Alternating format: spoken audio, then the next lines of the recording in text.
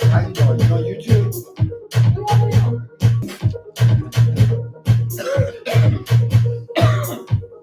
What you gonna do?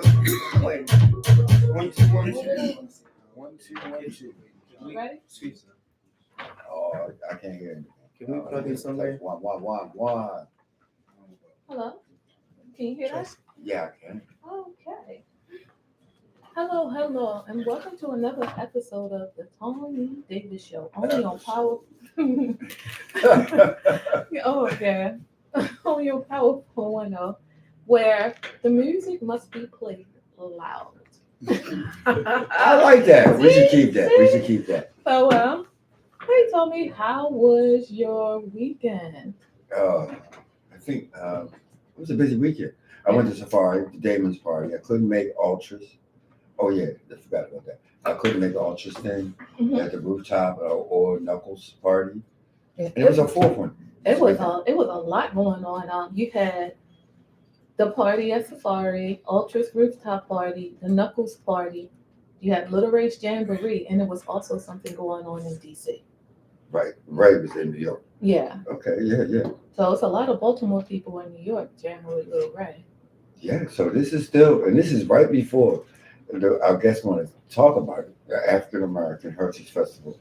And I always leave out the cultural part. It's all in there.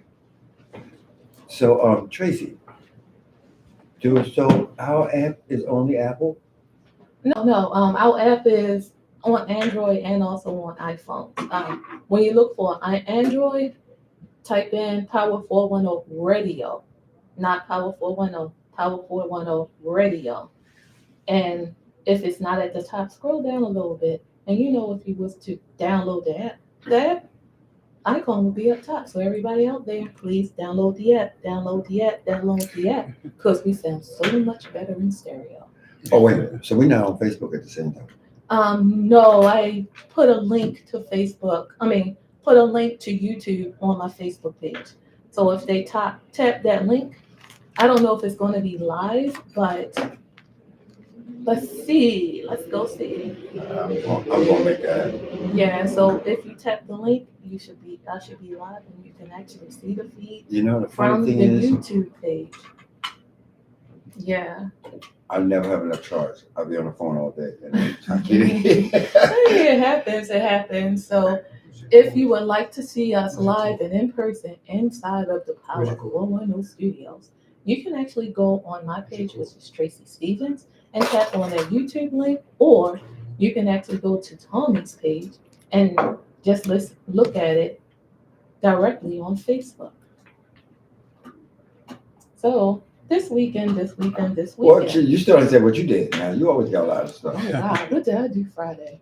It's a blur. I know. Yesterday, I went to go see David play drums. David Skinner. He's a supporter of Collective Lines. He actually plays drums. He's actually in an R&B band. Who knew? And the person that was actually giving the show, I grew up with him. I went to middle school with elementary school and middle school. So there's a lot of connections there. On Saturday, oh crap, what did I do Saturday? I did something artsy. I think I actually went to a art showing down at Maryland Art Place. Or did I do that Friday? I don't know. You do so much, Tracy. No. The art show was on Friday. Saturday, I went to the Associated Black Charities. That's how I actually got on a couple of boards. So I'm a board member at Baltimore County Artists Guild, and also I'm a board member on Art, Health, and Healing. So that's how I actually ended up being a board member on those two nonprofits, because I went through the ABC, it's the Associated Black Charities, and they usually give like a yearly celebration of Black people giving back to charities and things of that sort. So I went there and it's free. So they gave out T-shirts. It was family fun. They had like a whole simulated football thing and a whole simulated baseball thing where you can actually play baseball within this little cage. And the whole thing was like, virtual reality. It was really, really cool. And I You talked. always find that kind of stuff. Listen, I'm on somebody's email list, and thank you. And what else? On Friday, like I said, I went to an opening at Maryland Art Place. I don't remember who the artist was, but they had some really cool art. It was digital and fine art, so it was kind of like a mixed media type thing. Yeah. Okay. Yeah, it's real cool. Real cool. Where's your next show, Tracy? You know what? I have no idea. See, that's busy. Yeah, I have to look on. Well, that's all right. I have to look on We got plenty of time. I know Okay, you're gonna yeah. find it. You know you are. I will find it. I want to thank all the people that actually clicked their minds. More people told me they watched this show. So we kind of started it as an organic thing. Yeah. And we learned as we went along. Hey, big shout out to people that's coming on Facebook. And it's starting to become, because we just don't do music. We do community, we do everything from scholarships to organizations that do health systems for the health people. We try to make sure that we offer to everyone. So if you're out there and you got something that you think would be interesting to reach some leaders, or you are a leader and you want to reach some other people, just come with us, hit us up, and we'll try to get you on the show. It's like that's what it's all about. Give me a second. Well, it all depends on what leaders we're talking You're about. not near a mic. Okay. It all depends on what type of leaders we're talking about. Because I don't care how small you are. I do not care. No, we don't want anybody coming here talking about fight the power. Fight the power. But we got you for that. Revelation, yeah. Revelation 3:19 says, like, I'm joking. So we got a special guest here. That is a perfect example of what we kind of represent on the show, besides house music, which is an underlying theme on everything. Exactly. And I know I'm just as close friend as John, but and actually, you know what? I never knew your last name. Introduce yourself. I'm John Harrison. Wait a minute. Wait. Hold up. You gotta talk a little louder. Let me hear. He just turned you up. He changed the numbers, Tracy. Oh no. Cause he was really low. I heard him, but John Harrison. yeah, a little louder, just a little louder. One more time. John Harrison. We good. You good? Yeah, I'm good. Okay. Cool beans. So me and John, I've known him for some years now, and remember when I put the first book out? Mm-hmm. He helped me coordinate it. We went to different places and finally got into Arena Players. He's on a lot of boards in Baltimore City. There's a lot of stuff. He's kind of humble. I'm not gonna talk about all this stuff that he does, but he's well known, especially in the arts and theater and classical. Oh, awesome. I mean, opera. So I'm gonna let him explain all that because I'm probably not just describing it the way he would. Can I audition? No poker, no poker music. Hey, I know how to gargle Gershwin. I'm just saying. No. Hey. John, welcome to the show, man. Welcome to the show. Thank you for having me. Can you hear yourself fine? I can. Okay, all right. So, tell us, you got something coming up. It's really big. It's going to be on the same day that I can't be there. Some of my favorite DJs, no one was available. But that's okay. We're working out, and I'll find some new favorite DJs. Well, I'll add them to the list. They're not gonna be my favorites. So okay. So what it is I'm the project lead for Be More You Mentoring Scholarship. And that is designed to support young adults in their pursuit of continuing education, vocation, certification, with an emphasis on the non-tangible benefits of collective guidance and mentorship. Can you say that 3 times fast? That is an amazing. That's almost a mission statement. It is, and it's just it's a mouthful to say. It's not about the money. It's about the relationships. It's about the people. It's about the time, the energy, and the shared presence that you have with groups, organizations, and individuals. So is this your event, or are you collaborating, or? I have partners. So this is Be More You's event. This is our inaugural fundraiser. So this is the first time we're being introduced to the community, to the public, to the world on a larger scale, because we're ready. We're ready to get started and get going and helping these young men and women go out there and pursue their dreams. We're about tagline, I guess you would call it, is fostering aspiration through cooperation. Wow, that's amazing. That's amazing. I mean, in the times we're in, organizations like yours are actually going to be more and more needed, and because of this administration. We're not getting politics here, but it is much needed. That tag phrase sparked something in me. I love the tag phrase. Where can I send some money to help you out? bemoreums.org, and it has a landing page. Right now at the top in a big yellow bar is the tickets for this weekend's event. And just below that, there's a PayPal button for just a direct donation. We welcome donations. We welcome sponsorships. We welcome in-kind resources. We want to have new partners. We want to see new faces to cooperate with and have an opportunity to build together. So I looked at the bed. I really wanted to come because this, you got to tell them where it's at and what it involves. I mean, it's an amazing event.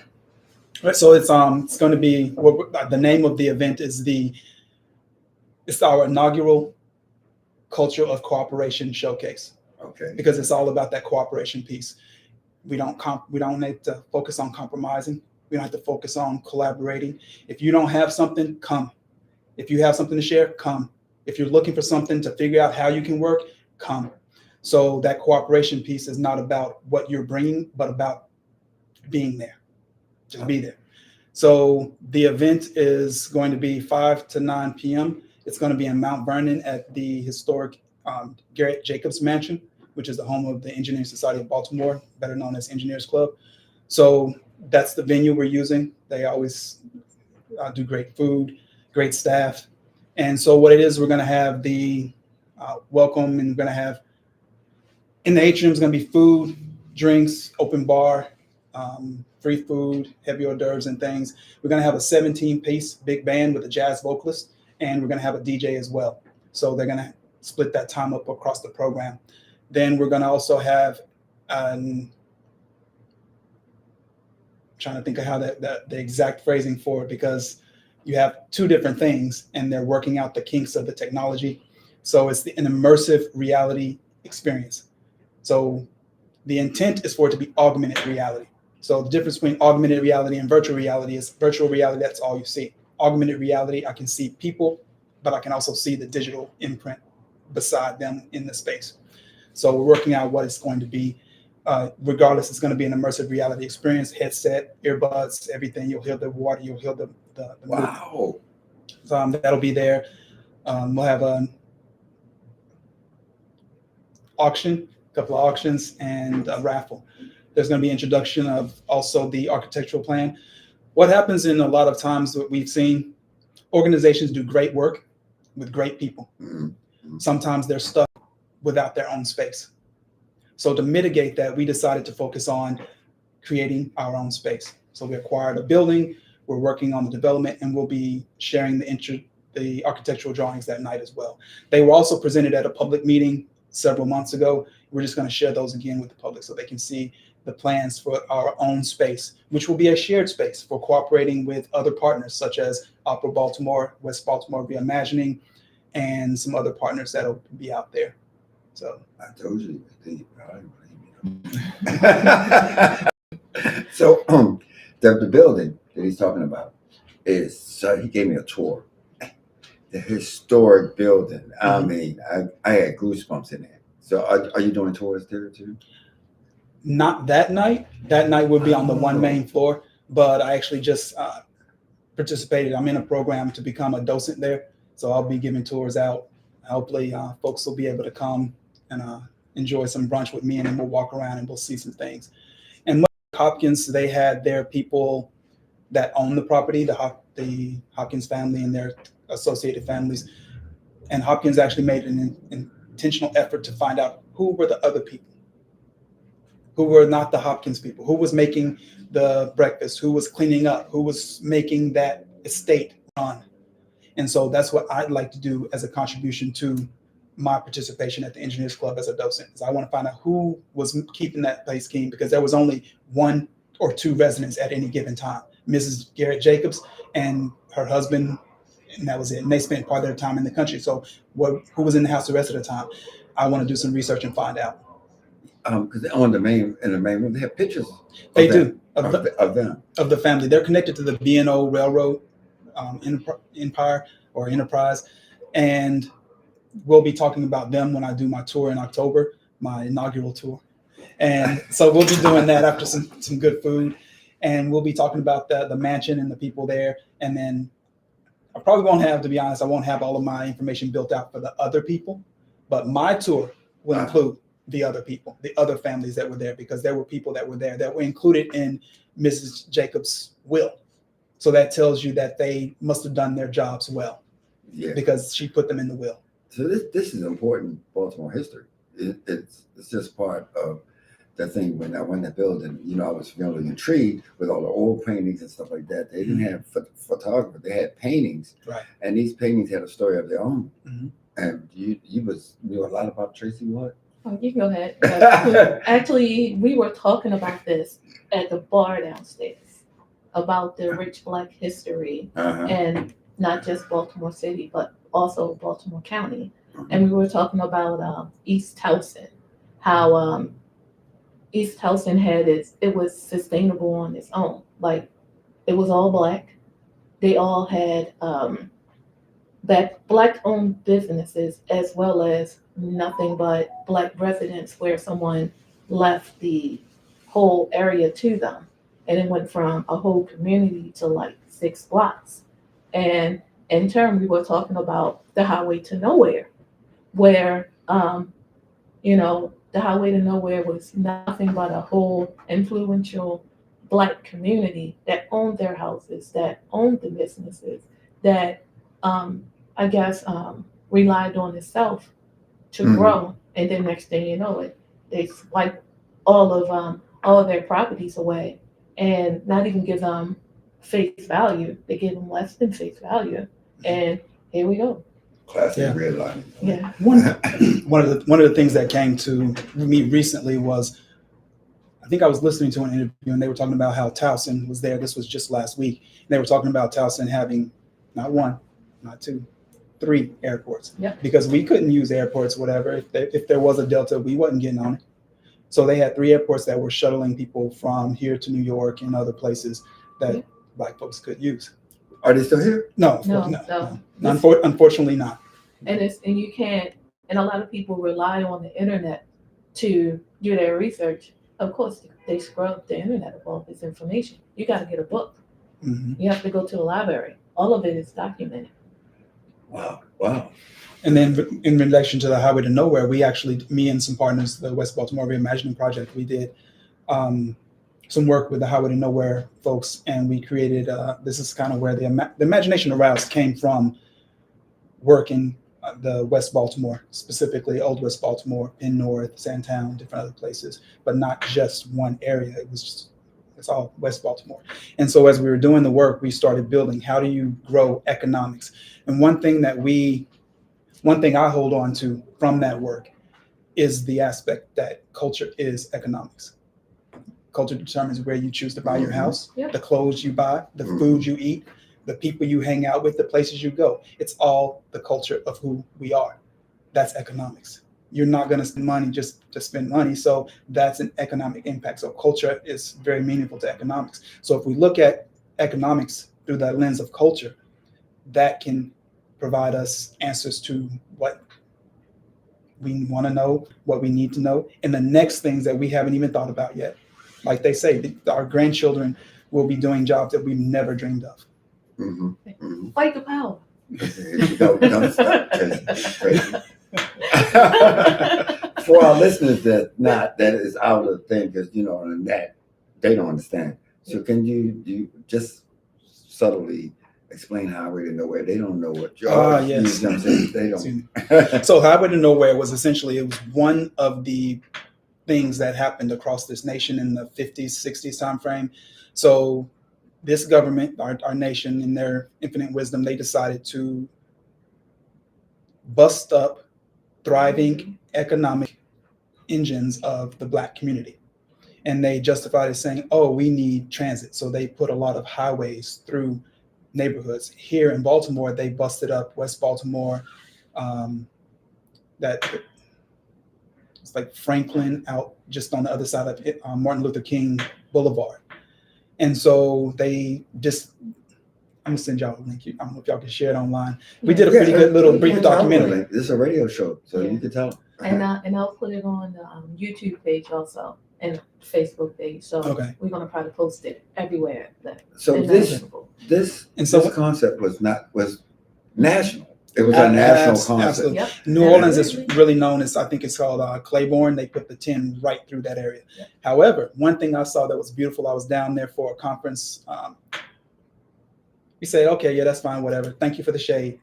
They have a pop-up shops. They're doing this. They're going there. So they have thrived, even though it was intended to push them out, take away, and deny. The people in New Orleans said, okay, this is what it is, but maybe we don't have a permanent storefront, but we have space. We're going to keep this space right here. Much like we have the market under the 83, those men and women and families and businesses, they still thrive there under the 83 as needed. I'm not saying they're there all the time, but when they have events, games, festivals, celebrations, gatherings, they will use that space underneath the 83, not the 83, underneath the 10 for their community and cultural purposes. So to survive this, for if you're not in Maryland or in Baltimore, and you're watching this highway to nowhere actually never was completed. Yeah. I'm gonna have to send y'all the link tonight because one of a historian that did a book about it came and gave a pretty succinct description. And one woman, she shared that she'd been driving along the highway from downtown going out to Baltimore County for years. Mm-hmm. And it just like, where does this go? What's going on? And it just always gave her this dissonance of just confusion and just uncertainty. And then she finally, when she attended the workshop or the talk back, then she was like, okay, I get it. This was, as I've learned recently, this was part of the psychological violence, the perpetration of humanity's demise by officials onto these communities. So it just goes nowhere. It just ends. I remember when I first came up here, I'm not from here. I grew up in Louisiana. When I came up here and I was driving around just looking, seeing what was where, and I took the 40 thinking I'm going somewhere, and it just stopped. I was so confused. I was lost for about the next 30, 45 minutes trying to find my way back to somewhere because it just stopped. It didn't go anywhere. It was so bizarre. It was the breaking up of the Black community Mm-hmm. because within that community we had a movie theater, we had a bowling A whole alley, bunch of stuff. we had everything. We had washing laundromats. That's what it's called. I said laundromats. We had dry cleaners. We had a couple of markets, like 3. Cobblers, whole bunch of stuff. Mhm. Just a whole bunch of community You had- self-support that you didn't have to go leave your community. Right. It You was have it was self-reliant. You had a great Arabber Mhm. walking down those streets every weekend so you can get fresh fruits and vegetables. And They wanted to break that. that segue of not leaving the community is a great reminder of a point that I want to make sure I emphasize about Be More You. We're focusing on community college. We're focusing on keeping young folks here or wherever they might be because the cost of entry is lower than a 4-year school. The time is much more reduced than a 4-year program. It gives them an opportunity to not just complete something and follow their own aspirations, but to be a presence of inspiration to their younger siblings, their own children, their cousins, the neighborhood children. Say, oh, Malik finished this. Malik went right down there to BCAACF or CCBC, and they're doing this. Malik is out there driving trucks. Sarah's over there taking care of her business out there doing hair, whatever it is that, driving trucks. So giving an opportunity for the young adults to stay in their own communities and to pour back into their own communities is one of the main priorities of Be More You, and ensuring that we keep that connectedness of community and culture. So you need a lot of people to come, and you need support. You need other people to come and enjoy themselves. You get something for it, and suppose if you're a parent, could you come and say, hey, how do I get involved? How do I get my youth involved? So just one point of clarity: young adults. Young adults only. 18 and up. Yeah. So there's programs that do youth. There's programs that do other things. So we decided to go with 18 to about 24 with some fluctuation up. So someone asked me a question recently. What's the difference of this? There's programs that do that, and they're absolutely right. There are programs that do that, but we have a lot of children. Mm-hmm. We have a lot of young adults. We have a lot of middle young adult folks. So if we think that 1, 2, or 3 programs are going to be the answer, No way, then right. it's not. So it's going to take this and that to help move us in a new direction and to keep us moving with success. So we don't deal with justice-involved youth. There's folks that do that. We don't deal with 4.0 students. There's people that do that. We don't deal with people that have economic means in their family. There's people that do that. But what about those ones that slip through the crack? That same person asked me another question. Well, what's your connection to this? I was one of those ones that did or could have slipped through the cracks. I have assets within me. With those assets, I can thrive. But I was slipping through. I wasn't 4.0. I wasn't in need of a lot of things. So I was just kind of muddled along and could have been lost, but I made some different choices. And that's why we emphasize the non-tangible benefits of collective guidance and mentorship, because some young folks don't need the money. There's programs for that. They don't need the resources. There's programs for that.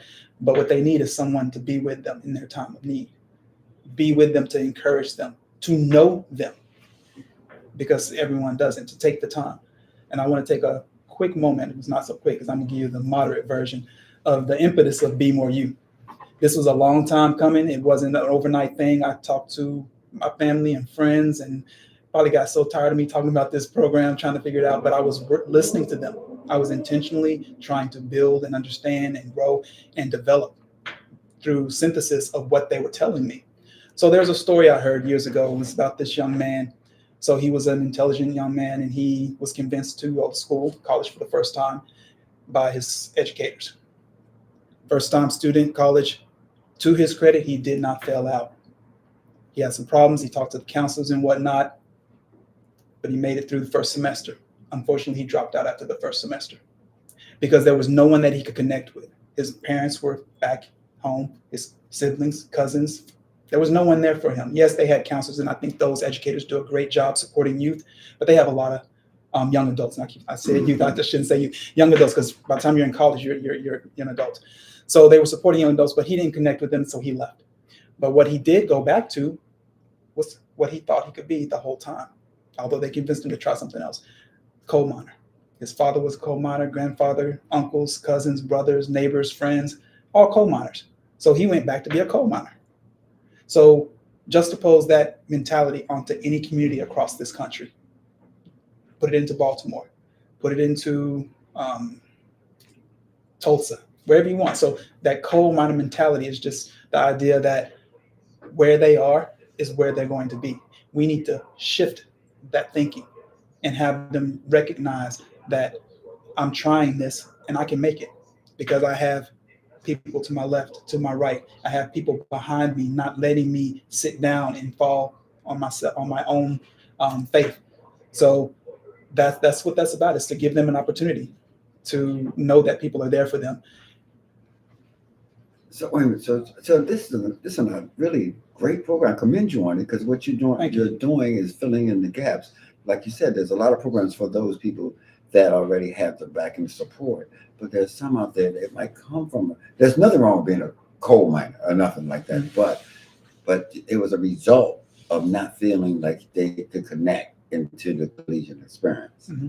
So I was like you, like them. I just did the first year mm-hmm. out of 19. I just couldn't get it. I was like, no, the testing was different. Mm-hmm. The whole philosophy of education was totally different from me coming out of grades, right. elementary schools and stuff like that, to mm-hmm. come up and all of a sudden have to step to that level, and without having nobody that had any kind of empathy of right. where I come from. Mm-hmm.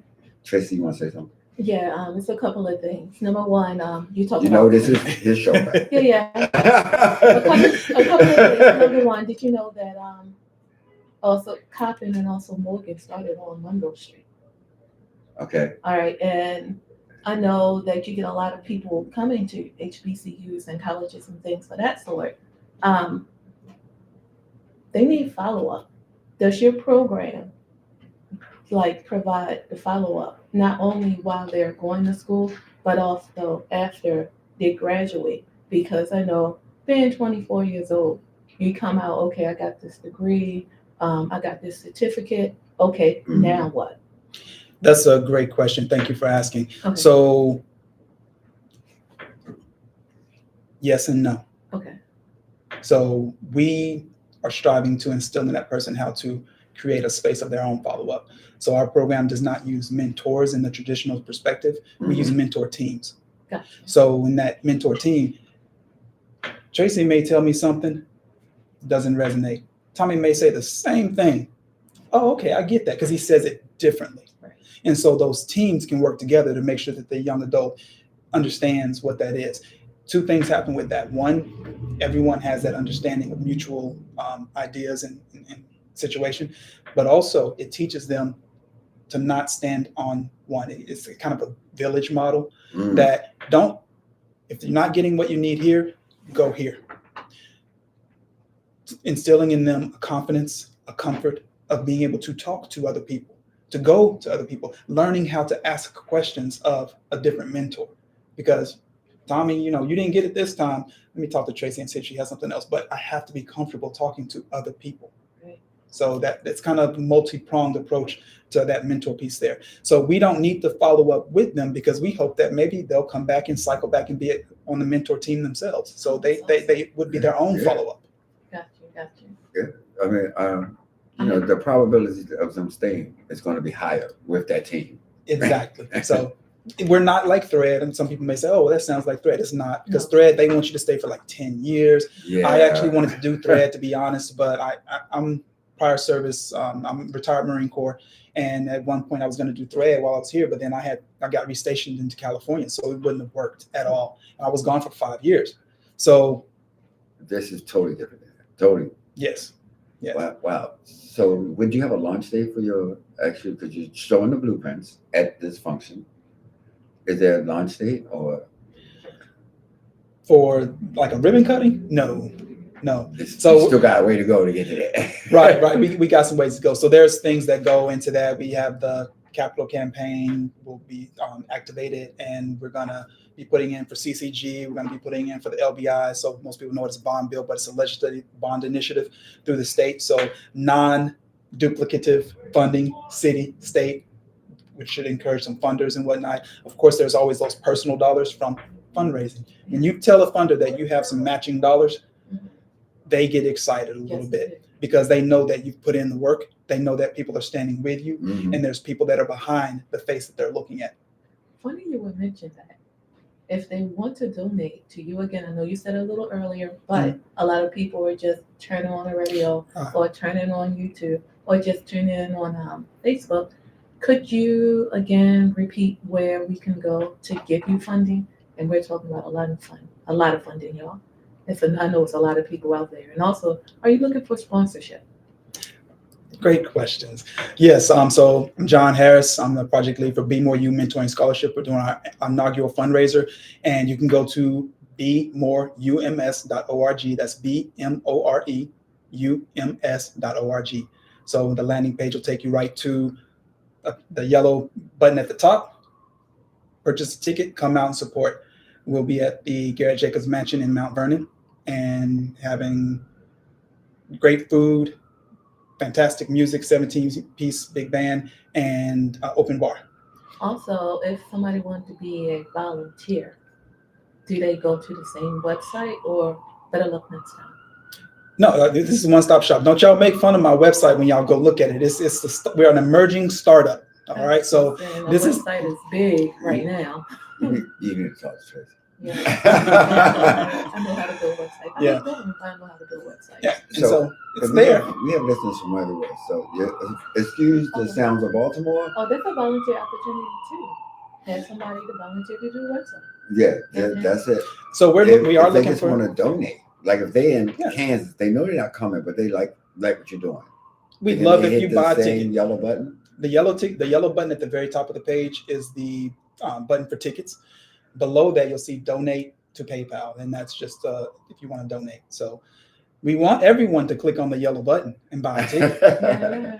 But we recognize that everyone, like you say, if you're in Kansas, if you're in Ontario or wherever, you want to support, but please use the PayPal button. And you buy a ticket and just don't show up. Donate it to someone. I'm just saying. Donate the ticket to someone. There have been multiple people that have said, I'm not available. I want to sponsor somebody else to attend. And that's what's been happening. We've been having people get sponsored already. And so it's and you asked one more question about the resources, I think. We're having this event, and just because we're less than a week away doesn't mean that if you want to donate something to our auction or the raffle, contact us, let us know, and we will see if we can incorporate it in now or for future events. Because just because it's now doesn't mean that we can't incorporate that into a kickback or a meetup. So I'm going to share this a little bit now, only because I think it's appropriate to Tracy's questions. So we intend to have a follow-up meeting of additional prospective mentors. We already have some. I'm going to have a follow-up meeting with the ones that are already on schedule or in participation, with new folks that may get connected during the fundraiser. And so we'll be hoping to do that the third Saturday in October and continue forward from there. And we want to grow this out. We want to be right there with these young adults when they get ready to start school next fall by working with them and having them identified through our institutions, BCAACF, Mergenthaler, Carter, wherever we can get support, because there's a young person out there that has already graduated, and I know some of the educators are wondering what happened to them. Mm-hmm. Mm-hmm. Reach out, find out where they are. Let's see if we can get some teams together to help them. There's a young person that doesn't have a 4.0. I was told in school, very compassionately, with empathy, she said, "You have great coping skills." I was a bright kid, honor roll, but I would fluctuate up and down. Mm-hmm. I definitely didn't graduate with a 4.0. I don't think I even graduated with a 3.0. I graduated though. And so for those young folks that are out there graduating, they're 18, some are faced with housing instability. Yeah. That's enough. And that's where the mentor teams come in. We may not be providing mentors to say, hey, we need somewhere to stay, but they can help work with that young person. They can help them figure out where they can go. So yeah, we just are welcome to receive support, ideas, resources, and partnership if it's put out there with genuine, sincere, and earnest intent. Yeah, y'all see why I had him on the show. Do y'all see? Are y'all hearing him, right? Look, I am a product of that. You know what I mean? I was told, hey, your SAT scores are not high enough. It's like, well, I was on an honor roll in the high school. They said, mm-hmm. Yes, but those scores are not enough. Right. And it was depressing. I was like, well, you start to believe that you're not adequate enough. Yeah. And see, if I had a team like that, they would have said, okay, we can fix that, or you're okay, what I mean? Or, there's other products that happen in your environment, mm-hmm. Where I went to school, what I was taught, whether they had new books or old books, right. All that stuff. It makes a difference. It makes a big difference. And I was like, okay, so I have to adjust. Mm-hmm. And that first year, when I was sitting with the people that had those things, I just felt inadequate. Yeah. I was just like, the counselor just said, hey, well, it is what it is. Their hands are tied. See, that's why I went to a vocational school, because I graduated with my certificate. And then after I graduated, I was like, where the money at? Well, I went back years later and with horrible SAT scores and graduated with 2 degrees with 4.0s. And that just shows that it took me to actually make my own team, which a young person is not going to have. I had to be so mm-hmm. grown to be able to figure out, all right, I'm going to do this, instead of me realizing that the world is moving on and I feel like I'm not catching up. I have 2 points on that. One, as I said, I'm a retired Marine, so I had all this experience. I've been around the world. I've traveled and I've done things. I've done some things. So I get done with I get done with my career and I'm moving on. I'm out. I'm competitive.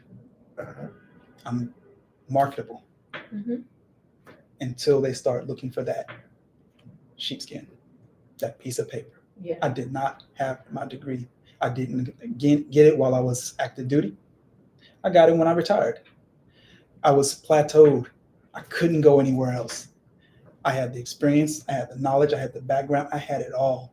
20 years of experience, but I didn't have a degree. I had to go back. So we don't want our young folks to be in that loop of constantly going back. Yeah. Let's get them in there early on so they can make decisions on what they want to do. Also, regarding the matter of being in there and going back, we want them to understand what they're doing and feel good about what they're doing, because some folks know what they want to do early, some Yeah. don't. So let's help them figure that out and figure out not just what they want to do, but how to navigate, how to critically think through those challenges. Because the reason we are teams is because we need to be together. We need to be a group. So figuring out who to talk to when, how to talk to them, when it's time to ask for help, being able to ask. That's a huge thing in our community. And as a Black man, it's huge. So I have no problem saying it. I see a therapist. Some young folks need to see therapists. Older folks need to see therapists. It does not mean you're broken at all. It does not mean I'm broken. I find that as a point of strength, because sometimes I just got to say some stuff, and I need an objective, unbiased ear to hear me. Because when I say what I have to say, I need to know that it's not being responded by love from family.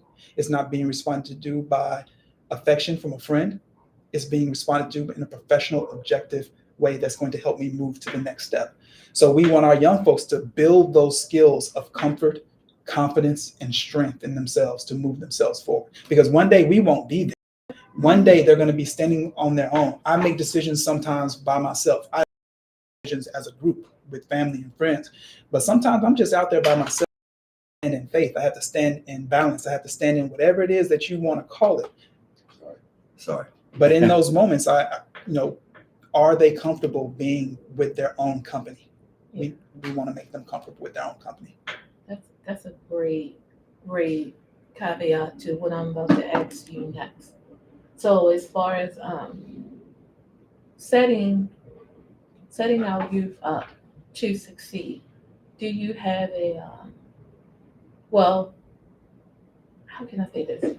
You know, it has a lot to do with self-esteem. Mhm. And there's a lot to do with what people before you for many, many years telling you, Mhm. you can't, you can't, you can't, you can't. Mhm. How do you, I know they won't 100% get over it. How do you kind of coast them a little bit to, hey, you know what? This is something that I'm telling you, you can. And not only can you will. And not only will, you should reach out to someone else to, put the same level of self-esteem within them. Mhm. It's a lot of to do with mental health, right? It is some, yes. And that's something that we're bombarded with imagery, symbolism, words, all kinds of things. That's that psychological trauma that we're inflicted on a daily basis. Totally, that we're demonizing us, vilifying us, making us out to be the boogeymen and women. And so countering that is difficult. Somebody did say that we were born killers, but go ahead. She's gone. She's gone off the back. But I'm sorry, you go ahead. I'm sorry, I didn't mean to. And so as we address those things, yes, we want to make sure that they're whole. Absolutely. I'm going to share this story, and I hope that no one's offended by it. My sister's in higher ed, and she works with one day a young man came up and talked to her. Hey, I want to go to school. I want to pursue college. She said she pulled his transcripts. She said, baby, no. You can't go to school right now, but let's build you a plan so you can. Let's get you some remedial classes. Let's get you set up. And so she saw in him what he wanted to see in himself. That culminated into his aunt coming down and cussing my sister out. calling her all kinds of names and saying this, that, and whatever. What it came down to was that I'm not gonna say it on air, but she's like, he ain't this, he ain't that, his mom ain't, and all this or whatever. So what had happened was the aunt had gotten, she was the guardian for the young man because of serious, major family problems. I think one of the parents died of addiction, the other one was incarcerated. So she was stuck taking care of him. She was a little bit upset about that, and a lot upset about it. And she had been obviously she's telling my sister that she's telling that young man that. Yeah, almost and every so, day. And so when this came down, my sister talked her down, calmed her down, said, okay, how can we work with this? And so she, in a much calmer spirit, what about me? When he goes away, who's going to take care of me? Who's going to be there for me? When he leaves, who's two things in there. We have to combat that and figure out to move past it. Yep. But also that's the beauty of focusing on community college. We don't need them to go to Wisconsin because they got a full ride. We don't need them to go down to Florida because they got a scholarship. They can stay right here in Charm City with family, friends, and they can, to your other point, now they can become that inspiration and pull that next one along because they're that point of they can do that too. So they become an inspiration for others. To that point, tell your sister I'm going to send her a pack of ninja stars so when she turned her back, she just float and end the problem. And that's the solution. Yeah. Like I'm joking, I'm not condoning violence. But yeah, she does. That's an amazing story, and I had the same thing. I think I had got disillusioned. I was in the school, Odell University. I've heard of them. And I dropped out of Morgan, and my scores were just so low. But so years later, I said, let me go back. After going around the world and realizing that there are a lot of people that I am not different. Right. And I went back and they said, you're wasting your time. That's what they told me, the counselors and everything. They said, you're wasting your time. I said, I'll tell you what, give me just all the remedial. Start me there. And they said, but you tested high enough for that. I said, I don't care. I said, the problem is the person next to me had better remedial education than I had. So let me fix that. And that way I'd be on equal lines. They said, well, you're wasting your time. That pushed me. Yeah. You know what I mean? Like, okay, fine. So from that point on, I had 4.0, like 3 years in a row, double majors and everything, because they told me I couldn't. I just could not take that. When you go kids and young adults, when you go out of this country, it's totally different. Yeah. You know what I mean? So you might look at your surroundings and believe the whole world is against you. It's not. It's not. It's about what you can get and what you can go out and get. It's not because of your color. It's not because of your age. It's because you might not have the foundations. It's up to you to say, oh, I'm okay. I'll start all over. I'll find where I'm missing. If it's math, I'm going to take extra math. I'm going to get a tutor. I'm going to do whatever, because you're not any dumber than the person next to you. It was just jealousy. They were jealous. I don't know, but it worked. John, thank you so much for coming on this show. Thank you. Man. I appreciate you. This has been great. I really appreciate it. Oh, man, you got to come back afterwards and tell us how it went. I will, and I'll send you, because we're going to be doing some recording. So they're going to have the videographer team is going to have a drone inside the atrium, or then they plan to have a drone in the atrium. I don't know how good the pilot is, but it's about 50, 60 feet high in the atrium. It's high. Yeah, so they're going to use that to their advantage to fly around and take some shots. And we're going to build our promotion video so that we can address institutions, participants, and mentors. Well, before you go, can we get you to repeat your name, the website, and also how they can contact you, and most of all, how to buy and also donate tickets? All right. John Harris, Project Lead for Be More You Mentoring Scholarship. And you can find us at BMOREUMS.org. So that's BMoreUMS.org. On the landing page, you have tickets at the top, donate in the bottom, and scroll through. But don't critique too hard. We're working on the website. So thank you all for listening. Thank you all. Thank you, Thommy. Thank you for you're welcome to stay. You're welcome to stay. I'm not going anywhere. Okay. Like y'all got some phenomenal guests coming up. So I'm gonna stay right here. And thank you, Tracy, as well. So I look forward to definitely giving you a report. I'm gonna send over the Highway to Nowhere information, and then I'll try and get that video out for you all once they're done with production and editing. Okay. All right. That's great. Yeah. You don't have to leave. We have actually. You I can leave if you thought want we to. have two people. Oh, we have that two? wanna All say right. that. Yes. And just for station identification, you're listening to the Tommy Davis Show on Power 410 Radio. Please download the app. Please download the app. Please download the app because we sound so much better in stereo. So John, do you have to leave? No, I'm going over. I'm just going up. I'm going over here to a sandwich. All right. Go to the side. Go to the side. So, do you want me to do some filler while while everybody makes themselves comfortable? Well, we still got it. Okay. All right. Okay. I don't have the big one. I got the little. So, Bring it to you. wait a minute. Look how big this is. Well, you have to show that on YouTube. So all the people on in Radio Land, we have a huge advertisement like spotlighting Chuck Rock, Surface, Force MDs. I'm going to be dancing in the background for Force MDs. I know how to do the centipede and all that stuff. And then after they throw me off stage, it's going to be a viral moment. But anyway. Can you get a test? It's like You know you VIP everywhere you go. Everywhere, right? Everywhere. What? So, introduce yourself so that our audience can actually. It is my honor to be here. I'm Kendrick Tilghman. I serve as the president of this wonderful festival, the Baltimore County African American Cultural Festival. I want to start with this. When's the last time you enjoyed yourself at the courthouse? All the listeners.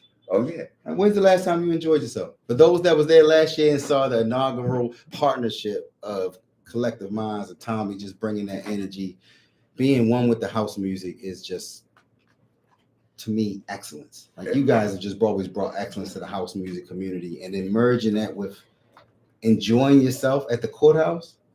What? Come on, y'all. We at the courthouse. Wait a minute. Last year was an epic moment. It was an epic moment. Wait a minute, because somebody was making it rain while you were DJ. Wait a minute. Sorry, I was calling you money. I was like, what? Well, Don't stop. So look, this is the 29th annual. I try to tell people, like, if you've never enjoyed yourself at the courthouse for 29 years, we've been inspiring, producing, and preserving. The festival started by Delegate Adrian Jones, Madam Speaker, the first African American to be the Speaker of the House of Delegates, the first queen, the first woman to be the House, go first. Wow. She said, wait a minute, every culture is celebrating their culture at the courthouse. Wow. I think African Americans. So in 1996, she started the Baltimore County African American Cultural Festival so that we, of course, we don't endorse any alcohol or tobacco, so that we can say that we enjoy ourselves. So there are 10 different family-friendly zones. We're talking everything from 0 to 100. And for 29 years, we've been giving scholarships away to students that are graduating and matriculating from college or from high school going to college. We preserve history of African Americans in Baltimore County and beyond. And we support other nonprofits only through vendors and sponsorships and partnerships like you all. Wow, it's an honor for us to be there. I mean, when y'all came to us, said, okay, let's do this, because Collective Minds, people see the music part, but they don't see the community association that we put in there, from the health department to breast cancer to prostate thing, hypertension to the diabetes. We've done everything from multiple myeloma to HIV. Wow! But we have to do that, and including voting. I know people like to party. That's cool, but it's this party with a purpose. Yeah, that's great. You can party with Collective Minds and also party at those polls. I'm just saying. Absolutely. And I'm not talking about strippers. But anyway. Always got some side comments. So how long have you been president? This is going into my 10th year. This year will be the 9th year. So next year will be a decade. 10. It's been 10 You years. was 13 when you started? You look like you was like 23. What do you mean? Well, I keep drinking water, Thommy. I'm a husband one time for Carol Tilghman. I love you. I'm a husband, a father too, and a grandfather too. Wow. So it's been, my grandson is 10 years old. He is a football star and just a little Ray Lewis controlling the football field. I said, wow, I wish I could hit like that. It is amazing. Wow. So you can attribute some of these things as why. I mean, there's other people out here that are looking at you. They want to model themselves after you. You are an active a very active black man. And this show, one of the things reason why I do it is because some of the things I've been through and is uplifting other people. They said, wow, he can do that. And so tell us about you. Tell me how you became this phenomenal gentleman. You know, Thommy, I believe that we've been deprived of liberty, justice, and repair. We don't own all the banks, so we can't control the liberty. We're not all judges and lawyers, so we can't control the justice. But I can choose to greet you as a queen. I can choose to greet you as a king. I can work on the repair part. And that part, to me, is about how you should live your life. It's the Most High, and then it's my wife, and then it's my family, and then it's my community. In that order, and it's non-negotiable. So when it comes to the quote that says, "To whom much is given, much is required." And so that every day, every second, I want to be able to pour into the next generation, my community. If I have breath in my lungs, it's about service. I mean, look, he came to the show.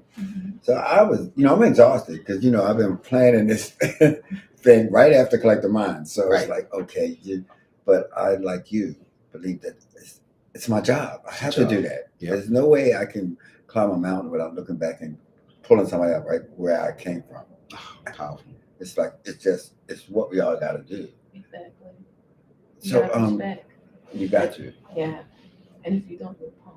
Anyway. There she go again. She'd be so beautiful, and then all of a sudden she just go off the rail. So this year, it's this Saturday, y'all. So this Saturday, mark it this Saturday, you can come to the courthouse starting at 10 o'clock in the morning. There is Education Village kicking off a whole conversation about reparations and African Americans. So there is the Education Village, Historical Village, the Gospel Stage, Youth Entertainment Pavilion, Health and Wellness Pavilion, Children's Champion Zone, Youth Entrepreneurship Zone, and of course the DJ Tent Experience, in which you and I partner in this great partnership that I saw last year. I hope you last forever and ever and ever and ever, because that was amazing. It was an honor to be a part of it, and welcome so easily. We had a problem with Baltimore City. They're now starting to be okay with it when they see that there's a love festival. There's never an incident. Ever. It's about the music, the motivational music, and a whole bunch of stuff. So it's like, okay, let's continue to do that. So this year, you will be the third one to Collect the Minds is a part of. Wow. So we started off with a picnic with 100 people. It used to be called Collect the Minds Picnic. And look where it's come. Right. I mean, this is world renowned. I mean, I'm a fan of the industry. I got a chance to perform in Ibiza, Spain this year. So I went to Black Coffee's residency in Spain. I got to be in that moment this summer, right? And so to come back to say, wow, I got my big brother coming again saying, oh, Mr. Tilghman, I love this festival we're in. And to me, that brings my heart joy to combine that type of excellence with what Madam Speaker's vision is about our culture and celebrating our Black excellence. Wow. With that, I wanted to ask you, who else is partnering with Madam Speaker? Do you have any directors, anybody who helps facilitate the approvals and authorizations to help you push things on as far as that is concerned? Yeah, so many times people compare other festivals, and I have to remind them that we are board members are volunteer based. We actually contribution. No one gets paid into the model that we have. It's about service. And so with these things can't happen without partnerships. And so thankful for Baltimore County government. With that comes with all of the agencies and their green lighting, that partnership from the health department to the police department to the fire department to public relations to all of these different agencies all working together to support this vision that Madam Speaker had 29 years ago. It's truly amazing. So we're thankful for all of our partners, and we welcome anyone to partner with us. You can pull up our acronym is Baltimore County African American Cultural Festival. Pull up our link tree and please get involved just as a volunteer, as a sponsor, because this is something that Madam Speaker had 3 non-negotiables. 1, she wanted to be family friendly. Mm-hmm. Mm-hmm. 2, she wanted no one to have to pay for anything. And 3, we would not endorse any alcohol, tobacco. And so those type of demands, you have to respect and understand that type of excellence that you're dealing with. And so we only can partner with excellence.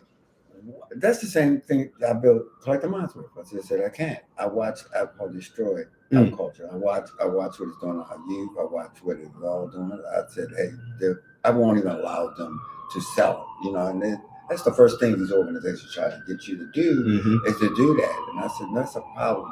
People, when they're intoxicated, they kind of behave Think different, erratically. Mm-hmm.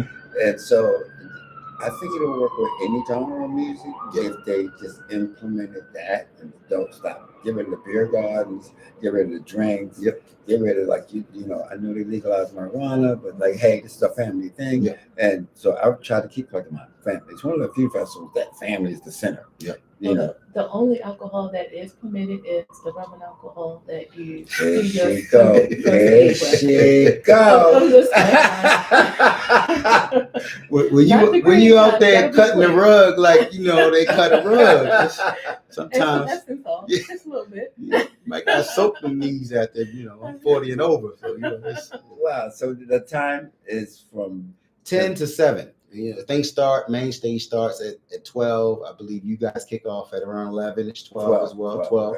So 12 is where all of the zones are open. Education Village starts at 10. I believe we have a workout on main stage around 10 while they're doing sound check. So you can spend the whole day, bring your long chairs out, bring the whole family, grandma to granddaughter, everyone. There's the tents. The tents are welcome, please, by all means. I've been corrected. It's not called tents. It's called. They're not a tent. They what? What you mean? The 10 by chairs 10 tents or they not like I'm talking about the little lawn chairs. The little chairs that they pop up with the little. The dome tents. They're not really tents. They're called something else, and I was corrected this year. It's not like you bring a camping tent that you canvas something. It's something like that, right? Something. It's popular. I do have another question for you. So you said that the event is free. Is parking free? Parking is free, Okay. and there are 3 locations for parking. 3 locations for parking. Look at that. 3 locations. He's a ghost. 3 ghosts? Yeah, it's a ghost. What ghosts? I'm hearing dead people. And so that means since the festival is free and the parking is free, that means that we have a lot more money to spend on vending. Correct? Oh my God. Vendors, thank you. You guys are the lifeline of this festival. Without you all, it is no festival. We promote all of the great food and craft vendors. I even still have a bracelet that I've gotten from last festival, right? And so to me, it's been on my arm that whole year. The craft vendors, the food vendors, you can find everything you need for the whole family and then still enjoy yourself in Children's Champion Zone, see a fashion show. You can see youth entrepreneurs. It's a whole strip of youth entrepreneurs, at least 10 of them. Amazing. And so we're trying to make this generational. We want the whole family to say, I used to do this when I was, and so forth and so forth. Well, we live in a city that doesn't have that many things for the youth to do. This is where you need to come to. You need to come and spend the day. You can spend a whole day. I would spend half the day at one place, supporting the 18 to 24. Uh-huh. And then, drop off the 18 to 24 down at the first event, and everybody else, come to African American Festival. So at least that way they can get their. Are you advertising something else? Are you? We were just talking about it. I mean, that's my family too. Like, Oh, I thought you were talking about the mayor thing. No, John. It's the same day. Yeah, I know it's the same day. Yes, I'm saying drop off the 18 and over, and come back. And then come back. You know what I'm saying? I love it. As Collective Minds and as a person, what is it up with the division between county and city? I mean, without saying anything, the agitating, I noticed that if I mention something to the city people, they says, well, that's Baltimore County. We can't do that. And I was like, it's Baltimore. It's like, why the division? Oh, listen. Wait, not from you. So you ain't gotta say nothing, but I just this is my show, and I just some of the things I think need to be set to light. It's like, wait a minute, what is the difference? And I live in Baltimore County, Yeah. but I still feel like I live on the White Lot where I was born. It's like it's like to me not a division. So when I ask city organizations from outside or inside, they said they can't cross the line. I said, what is that? Actually, they can because 70% of their art and entertainment budget goes to Baltimore City, so there is no line. It must be going to your poker fest. This is really great. Can you read off the guests or something so that because they can't see what we're looking at? Absolutely. Don't forget, for those that say, you know what, Kendrick, I am saved. I need to be involved in something that's going to get rich. We have a whole area for you. The gospel stage is phenomenal. Like when I say the gospel stage has not only Dr. Reverend Lee Michaels hosting it, he brings Tony Winston, Stephen Boyd, Lucinda Moore, Samar Newsom, Jessica Green, and Carson Barnes. All of that on a whole nother stage. So you're saying that it's church hat friendly? Oh, Big it's church family hat. friendly. It's a whole zone. If you say no, I don't come out unless it's for the Lord. We got an area for you that is about praise and worship, and then of course bringing some flavor because our culture is the cultural festival. Yes, sir. And that area is sponsored by our family. Like it's to have Reverend Lee Michaels involved for this many years. I believe this is his 5th or 6th year now. iHeartRadio is always involved. We always have Radio One involved. Like, thank you so much to all of these partners and sponsors, because without them, this would be a festival that 5 people would show up to. Wow, it's amazing. This year at Collective Minds, we had 2 performers, both from gospel house. Yep. And it's a first. It was like, and we watched the whole crowd just celebrate and lift up his voice. And I know there was Muslims. I mean, there was a whole bunch of things because the music is motivational. It is. It is. It's universal. It's a universal language. You could just say you're still celebrating something that's familiar to you. Oh, wait a minute. At the end, when Aaron K. Gray, after he started singing and then he started doing that makeshift sermon, oh my goodness, people were falling out. Damn. Well, it's one of the things that Baltimore is built out of. Baltimore is a church city. I mean, it's one of the great things about us is that we almost got a church on every corner. Anywhere you go, there's a church or former mosque.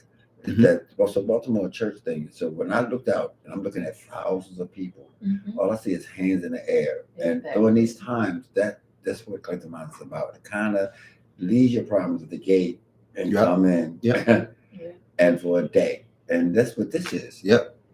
So continue. I mean, what else is there? Well, we have to honor greatness all of the time. This is about inspiring, producing, and preserving. So of course, we're going to honor our 2025 scholarship recipients.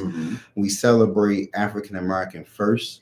So all those that were first African Americans to do this, we always honor them. We always honor our military heroes and sheroes, our women heroes. We have a women's her story. All this is on the main stage. We have the Underground Railroad experience. So students get, and whoever the family gets to find all of this history throughout the festival. We try to enrich it with the culture while still entertaining you. So at the main stage, we have Chub Rock coming to perform. We have Surface. Only you can make me happy. You know that Surface. Somebody like, yes, you do. You know that song. You know it. And Force MDs, that's they my brothers. So that's Tender Love. You know that song. You know it. And that's what we try to do. Bring forth music that enriches and enlightens us and inspires us. It was my mic. It's on the cord. Got you. Okay. Anything else you want to make sure? Because besides that, Collective Minds, we're going to be there, and we're there at 12 to 5. And because I normally don't do it, I said, you know what? I'm going to perform.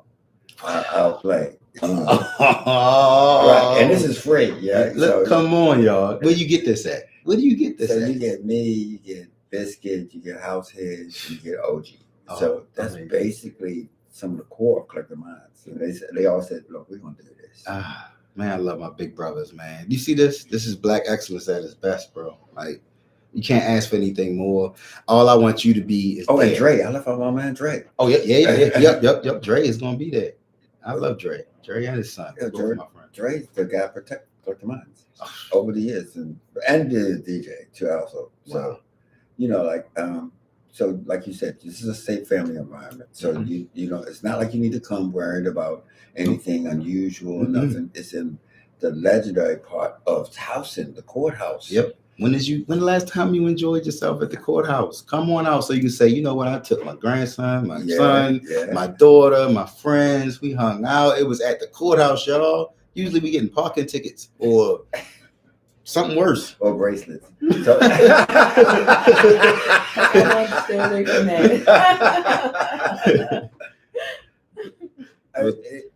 Anything else you want to say? I mean, directions. How do you let somebody who's not from Baltimore, maybe you're from DC, maybe you're from Virginia. So in Baltimore, we were built around 695. So for you to come in through 95, and either way you go on 695, it's going to take you to Towson. You can't mess that up. It's a circle. Right. So you just follow Towson. Yeah, I type in Patriot Plaza.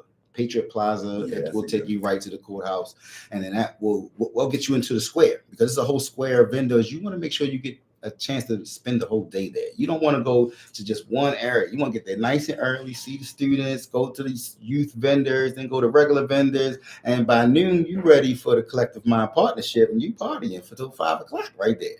Then you got the main stage that ends at 7 o'clock, so you can still catch Chubb Rock and for some D's, close it out, and all of it is a beautiful day at the courthouse.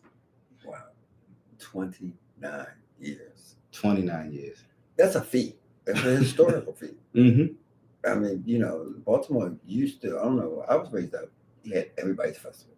I could go to the Italian festival, the Polish festival, the Greek festival, it's like this. So when you see something that represents us, it's just heartwarming, and it's also during these times when we're trying to be erased. We need to constantly do this. So I commend you on also having the first thing and her story, and some things that we're going to have to constantly verbalize. And traditionally, like the way our ancestors did, we talked about it. We shared the information by mouth. Exactly. No, you're spot on. And along with Madam Speaker's non-negotiables, there were 3 things that we had to focus on. We have to focus on the history of African Americans, especially in this political climate where, like you said, they're not trying to acknowledge certain things. And so we want to make sure that that's a pillar of the Baltimore County African American Cultural Festival Incorporated. Remember, we are a 501c3, so your donations help us to preserve this history of African Americans and beyond. We have this charge to inspire these students. So every year, I think this year we have 15 scholarships that we're giving out. And so 15 scholars every year, and then seeing those scholars 5 and 6 years later, and they've graduated and say, thank you so much for that help, for that got me my books and got me this and got me that. Those stories say, this is why we do this. This is why we preserve history of African Americans. This is why we give these scholarships, and this is how we support other nonprofits. The sponsorships that come to us, the vendors that pay their fee and support us, all that comes to us so that we can divvy it out to those nonprofits that need it as well. So we support the Knights of Peace. We support probably a dozen different other nonprofits that are in our sector that get supported just from this festival alone. See, that's amazing. Tracy? Yes, I have a quick question. Actually, I have 2. All right.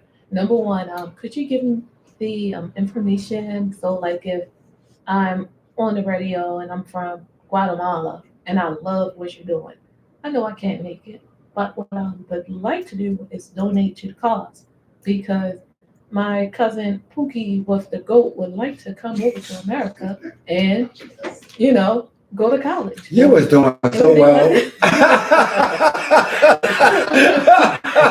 I knew it was coming. I just knew. You know, I want to be a yoga teacher that teaches goat yoga, but I want to do it here in Baltimore.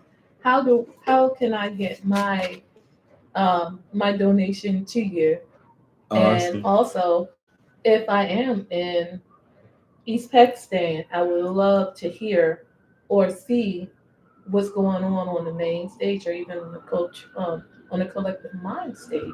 Is there a way for me to see this via online? That's a great question. We need a media sponsor that will allow us to stream it. WJD, We would need a media sponsor. That would be something amazing. WGAF. Yeah, if y'all, you can set that meeting up. We don't love trust to you, have- Tracy. You a setup. But it's the acronym for Baltimore County African American Cultural Festival. So if you type in BCAACFEST, BCAACFEST, and you can go right to our link tree. It'll take you to everything you need. Link tree has everything from volunteering and sponsorships to vendors, and you can still vendor. You can sign up right now, even though it's this Saturday. It's always the third Saturday in September. Third Saturday in September. Third Saturday in September is the Baltimore County African American Cultural Yeah, Festival. bro. Yeah, bro. Yeah. You gotta say it 3 times, and that's when people get it. Hey, and you know what? This is gonna be really great. So wait a minute. So you want people to come out? I mean, there's some entrepreneurs that come out and they film live. You know, nowadays we don't. You know, media is kind of controlled at the moment about what they can show and whatever. But from Collective Minds, all I did is go. If we went viral, it's like I watched so many point of views. Wow. So there's no media coming to you saying, "Hey, we would like to film it," so that other people can watch it. No, we haven't had a partner that could do that yet. I think we have the technology, and I can't be president and media man. And so Tell me. I'm just saying, Black event, you got Black Entertainment Television.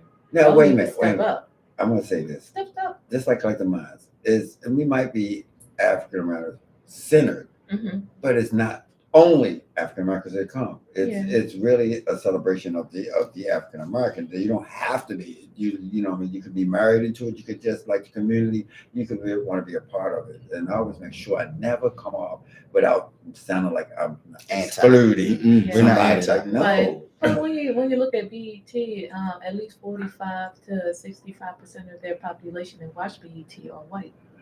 Here she go again.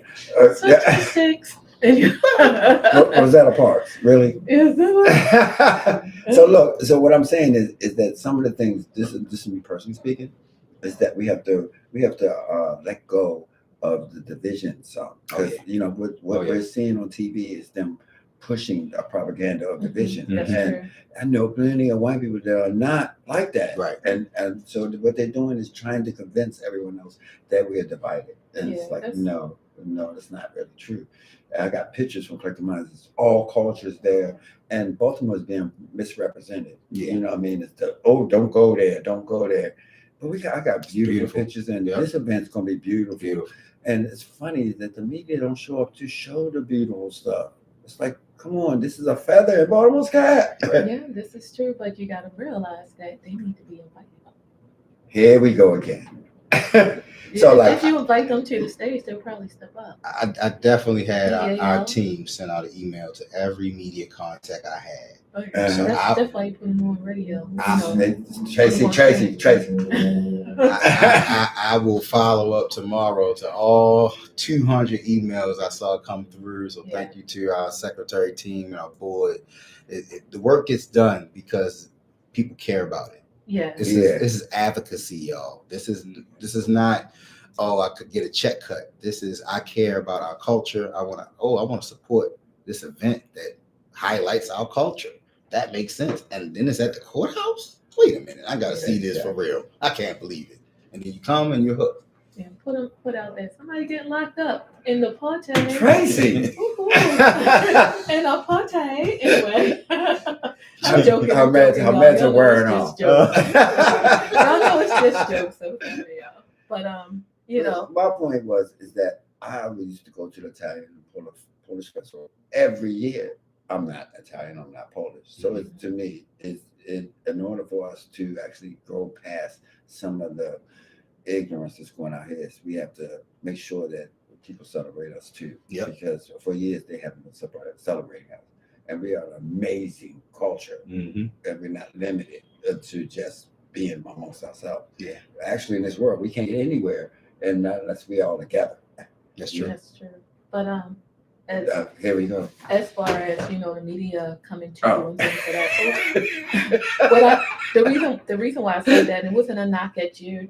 The reason why I said they need to know about it is everything goes viral. Everybody shares everything, especially if it's negative. And this is something positive. And I know there's footage out there from last year that people can tag WBAL. We don't want fights. I never thought about that. CBS and things of that sort. So it's one thing to come from you, but it's a whole nother thing to come from the people that actually come and enjoy it. So the media listens to community, those community that's out there in Baltimore, and that did you stuff was doing so that good. did that recorded last year, because I'm sure that they recorded it last year. Just share it. Tag BAL. Tag Don Lemon, because he comes to Baltimore a lot now. Tag Oprah. Yeah, Oprah. Hey, she does like the crab cake here, so she might come back. But anyway, just your existing footage. Just say, hey, looking forward to this year's African American Baltimore County African Americans Festival, and share it, and then tell other people to share it, and tell other people to share it. And if you keep tagging, if everybody tags a media sponsor, they have no other choice but to pay attention. That's a good social media tactic. For why we can. Yeah. It's you still got a couple of days, people. So my brother, my king. Hey, what we're doing, we are representing the now. We come from predecessors before us that were true, were kings too. So we can't deny that, and we can't stop that. We need to go and do. I commend you on what you're doing. You kind of support what I'm doing, and in this whole lineup and connected together, we can change some stuff. And the people don't think we can, but we're watching it change right in Baltimore right now. Where Trump might be saying something about rats or going, but you look at your event, you look at my event. I'm like, where are y'all seeing? What are you talking about? It's Black excellence. Right. It's just excellence all around. It's just amazing. And we are a race of joy. So if you're not of African American descent, you're safe. You're invited. Trust me. You're invited. You're pretty safe. We're not violent. We don't go around. No, I'm not gonna say that. You know what the news has been lately. We don't do that. It doesn't happen like that. So once we bridge that, then we can also protest together. We can also fight for things together, and we can do a lot of stuff. So now if you're not safe if you're allergic to seafood. Here we go. But some crab cakes. You might get tempted. Like, wait a minute, that smells good. End up in the ER. But stay away from the seafood if you're allergic. But besides you you're need safe. your own comedy show. You're safe. That's not it. So let me ask you something. It's more personal. Tell me about a favorite year that you did, and what made it your favorite year. Favorite year of the festival? Wow. It can't be last year. I don't know. It might be that. Seeing you there and you stamping it. I don't know nothing better than that, bro. And the past president came to me and was like, "Who idea was that?" I was like, "I would." He was like, "I wish I'd have thought of that." Really? That's what he said to me. I can't lie to that. I said, teamwork makes the dream work. Oh, this year, man. They thought last year. I invested some stuff in it this year. Heard. I said, okay, I see what I'm working with. Okay, this is gonna work. It's gonna work. Right. And when they told me that, I said, Thommy loves us. Okay. I know. I asked Mark to do it. Mark Evans. Yep. And he's an international artist from Baltimore, and he said, sure. See, I was like, what? Last year it was Ed Ramsey. Yeah. And Charles Dawkins on the keyboard. Yeah. Who this year sponsored. See? Said, I'm gonna help sponsor this. The Tracy. true definition of community. Yep. That real true. Organic actually energy. It comes together again. Yep. Like no one held no violent anything, no energy. You gotta do that. No, I it was don't know, because a lot of people were cussing Tommy out after they walked to that car and their feet were hurting. All right, that's the last thing I want to say. They did say they danced I that got a hard. mute button somewhere. I'm gonna Dr. J myself. I'm turning the mic off. Would you? So, y'all can't hear me. No, let me. Oh my goodness. I'm joking. So you don't have a favorite year besides that? I mean, Last year hit that. I think that did it. I ain't gonna lie. Hearing the past president come to me and say, "That sounds like a little envy there, bro." You all right? I hear you, but all right. Because I like sometimes after you say what you need to hear, tell me about the first year you did it. First year, wow. The first year was actually tough because my wife's brother had passed away. And this was around the time I really just found out that the founder was my delegate. This was when, 10 years ago. So they was like, "Who's your delegate?" I was like, he's like, "You need to know who's your delegate. You don't know who represents you and your wife and your kid, your grandkids. Like, what are you doing?" That's very important. I said, "Okay, let me look it up." I looked it up. I was like, "Oh, Delegate Adrian Jones. I know her. I speak for her sometimes for the STEM program. I'm a STEM advocate. That's what I do. My company's all about STEM." He said, does she know that you're a constituent? I'm like, what is that? He said, "That means you vote for her. Like your family, your household, your vote." She knows that. I said, "Probably not. We never talk about that. I just show up every year she need me to be the MC." He said, "Make sure you say that to her next time you see that." Wow. And that's what started a whole different friendship. Because that's wow. That's she knows that my house is in her district. She knows that I have votes in my house. That's a different type of relationship than just person they booked to be an MC or provide this audio score or need a speaker or something. That's a different story when you have votes in your house. I have 2 step adults, 2 grandkids, a wife.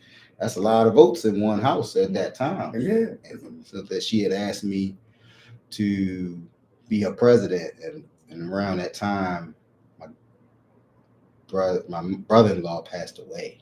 And sorry to hear that. I had to put Madam Speaker on hold. She was Speaker Pro Tem at the time. I said, "I can't answer you right now." And I, made sure my wife was good. And everybody I talked to was like, "Delegate Adrian Jones asked you to do." I don't care what she asked you to do. The answer is yes. 5 people said that I respect. That was like a mom to me or pops to me. And they all looked at Madam Speaker at the time, Delegate Adrian Jones, Speaker Pro Tem at the time, with grace and honor and excellence. And I only want to be around grace, honor, and excellence. Integrity means a lot to me. I like to be a man of my word. And if those that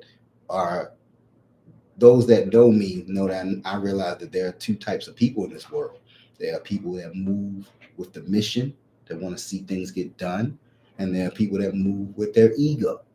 And I was told that ego is an acronym for edging God out.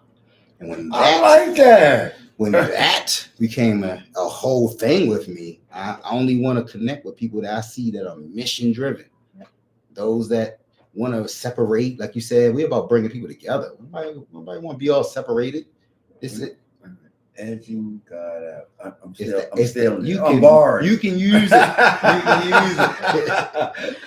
You can use it. That's powerful. That's really powerful. I'm glad you shared that with, because I like people to see the other side. You know what I mean? We can always talk about our victories, but sometimes people think that we just magically do this. They don't see the foothills, the trails, the things we had to go to get it, and they believe that their life is not as great as yours. But you personally sharing that was really important, because other people are saying, "Wow, you got past that on a time when life was hard, right? A test, right? And you still forged right through it." So, we all got stories like that, and it's important. And I'd like when guests come on and do that. I appreciate that. It's my honor to be here and to be vulnerable like that. It's only right for me to give honor to my parents, because I lost them just 3 years ago, my father, and 2 years ago, my mom. And so this is a festival that happens every year. So I remember the year I lost my father. I lost my stepdaughter the same week. So we had funeral, wake, funeral, wake, wake, funeral, wake, funeral, and then we had the festival that year, right? And so I remember being thankful, one, just for the grace to be able to have friends in my corner that say, wait a minute, bro, when we go home with the Most High, that's home. We all gotta go home. We gotta go home. Amen. Amen. And you know, it's better to celebrate more than you mourn. Okay, celebrate those memories more than you mourn. This is the way that I look at that. And this is just the way that I look at that. They're not actually passing on. They're actually graduating to ancestry. That was my third one. So once they graduate to ancestry, you know that they're always there.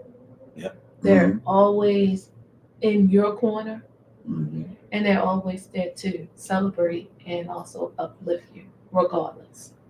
So there's a lot of people, and I do know a lot for some reason. Up to me, it's part of my ministry is to, you know, I mean, I've had some education in psychology and therapy, and I've been through the fire. So, you know, we have to recognize when people are going through these things to have to actually say it's okay. You know what? You will get through this too. And you just did that. You just did that shit. How you went on. In 22 years of doing Collective Minds, I have lost brothers, fathers, and I just kept pushing. I just kept pushing and just said, okay, you know, I can't just stop. I can't fold up. And I think that's part of the innate DNA of us. We are a resilient culture. And that's when we become our strongest. In the middle of a battle is when we all of a sudden we persevere. Yeah, and Trace, I think you spot on. I was told that was my third nugget, that when they do transition to become ancestors, the joy is that you can talk to them anytime you want to. Yeah, exactly. So I find myself communicating with my ancestors so much more, and it brings this peace that I know that they're not in pain anymore, and that peace and guidance. So people will say, well, aren't you scared to go? Scared. I'm in tune with the Most High. I got all these ancestors watching me as God and angels. I don't have any fear of anything. And I think that gives you that perseverance to move through any storm, because you know that the storm is only going to last a day. Wow. See, I love shows like this. Hey, John, if you want to return, you can return. If you will, do you have anything to add? Man, this is, you know, at first when he asked me to do this show, I was like, nah, man, I don't want to do it. And he said, well, no, you just play music. You know, I think I did music the first 4 shows, and I said, I ain't doing no more music. It seems like the music got kicked to the side. Well, because I'm starting to, you know, People got a lot to I'm say. a real believer, and I realized that I connect with so many powerful people, and the music is great. You know what? We've been doing that for almost 50 years. It's like, but this is way more valuable. This is way more heaven. Both you guys on the phone, and Tracy with her comedic antics. She balanced the seriousness and stuff because she is just that. That's her. You know, you gotta guide, slide, and you know, provide. You have to guide people, slide the music in there a little bit, and then provide, you know, content. You know what I'm saying? So you gotta do all three. Hey, so John and Kendrick, you did you hear him talk about Towson? Of course. The history, man. Did you have a point on it? I found out so much over just really digging into the history. One of our board members was Louis Diggs, and all of his books and just his opportunities to actually go on bus tours and seeing the history of just African Americans. Like when you look at Towson now, you think that we weren't ever there. We're hidden, and to know that there were communities that were thriving in the African American culture. That to me, that's even more reason why history needs to be focused on, supported, and invested in, so that our generations behind us can really leverage that information. I believe that our youth has energy, but as we get older, we have the experiences and the wisdom, and you need both. You need that wisdom and energy. You need that wisdom and experience from our elders, but you need that energy from our really from our youth. And then our generation, which we call Generation X and older millennials or younger baby boomers, we're the connectors of those seniors to that energy. And so for me, it's about that exposure.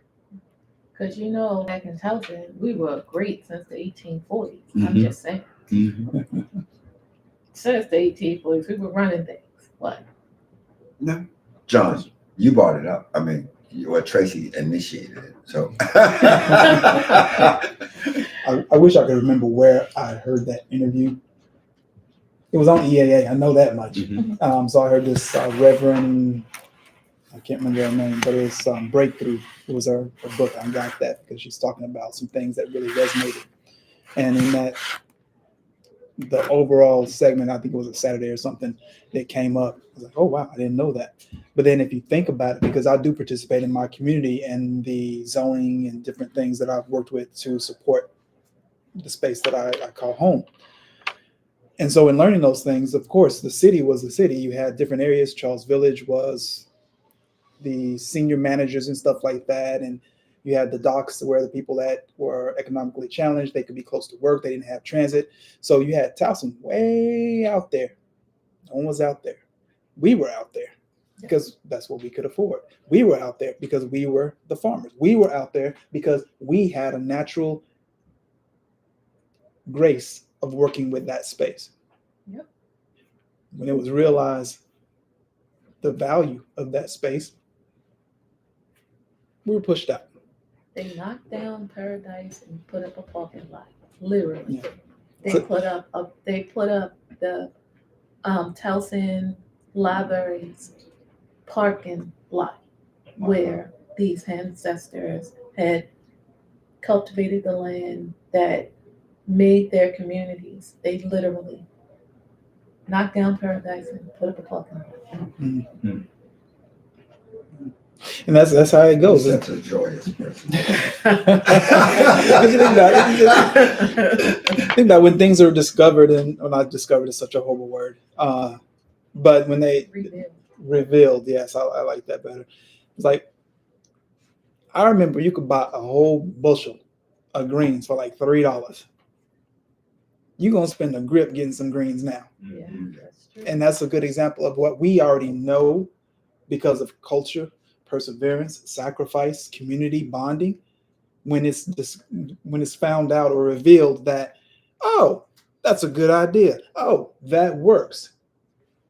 We lose out, and we're convinced that you don't need this anymore. You don't. This is, go do this. That's better. Some of us go with the better, and we lose that connection.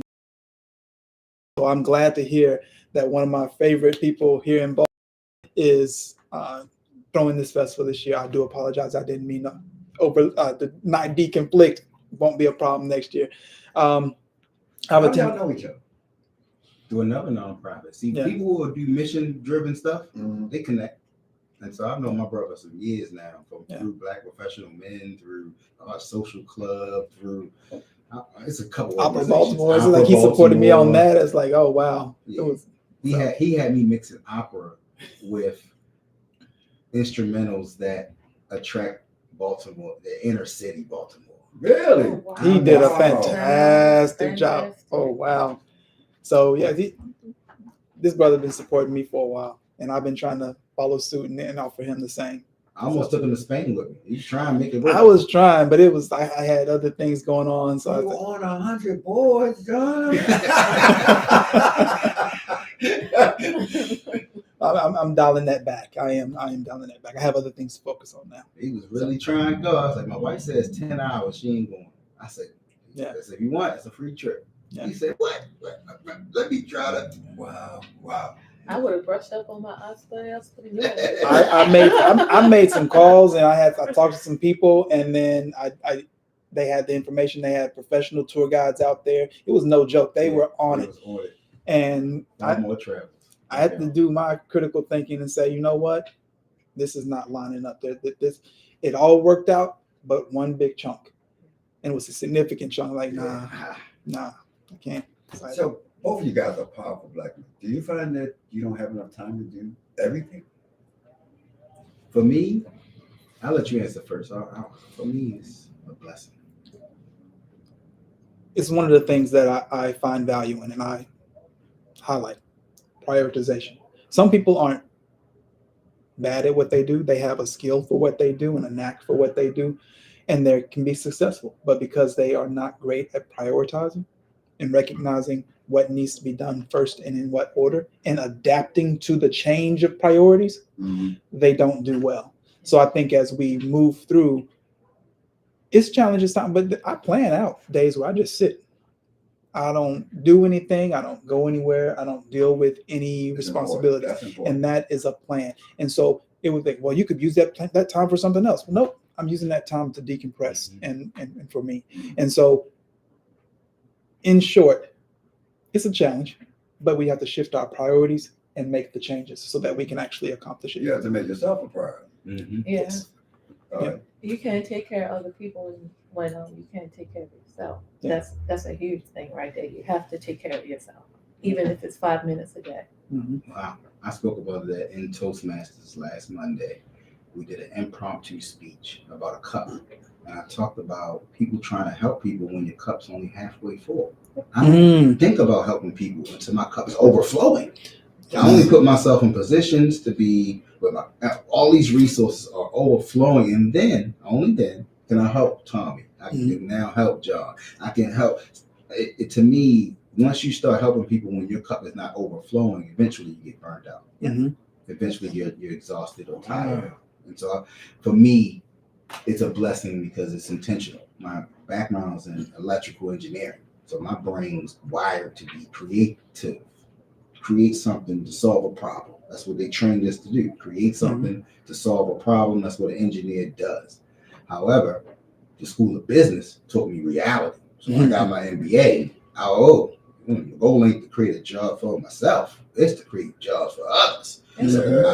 So now it's about systems and people that you trust, know, like, and trust, that's love to do whatever they said they can do. And that's why I love integrity. When you can be a man of your word, I don't never worry about John. When John say he's going to do something, it's going to get done because he's a man of his word.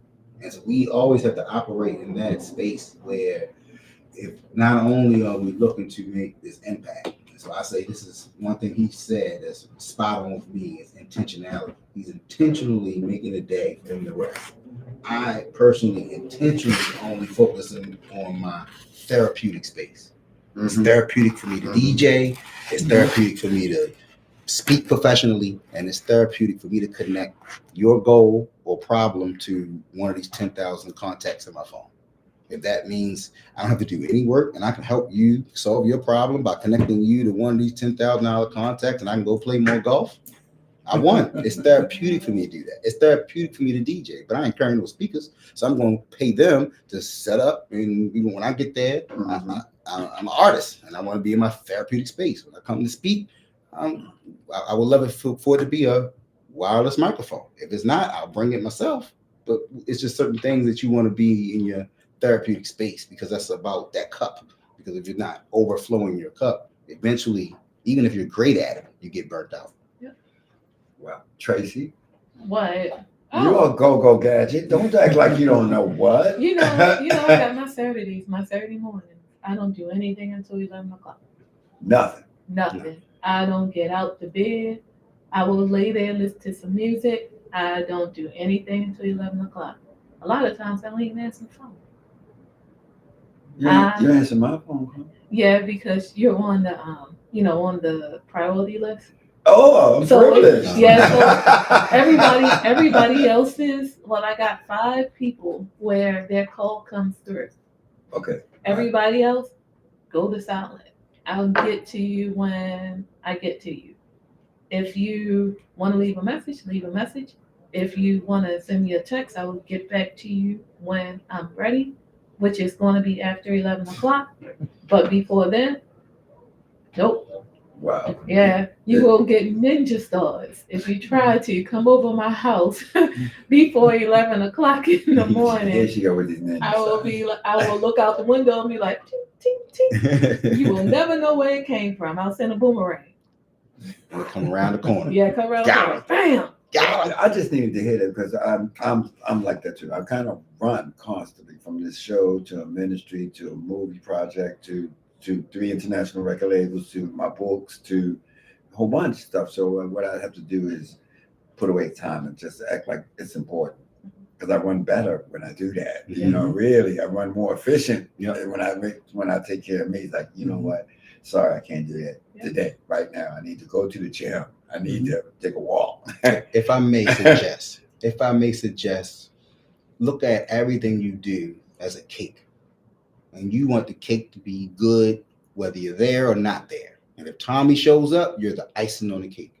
Everything you do should be a cake built.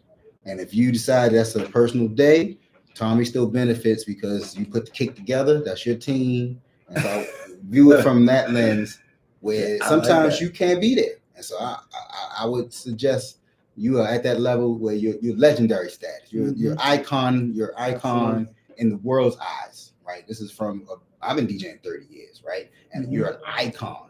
And so for that alone, it's just certain things that you deserve and you must have. If not, I'll show up. I'll carry your bags. I'll pick this up. I'll do it myself because I respect your legacy and what you've done and what you brought to the world. Forget Baltimore and Maryland. We talking world renowned. I can't even tell. I'm blessed. We can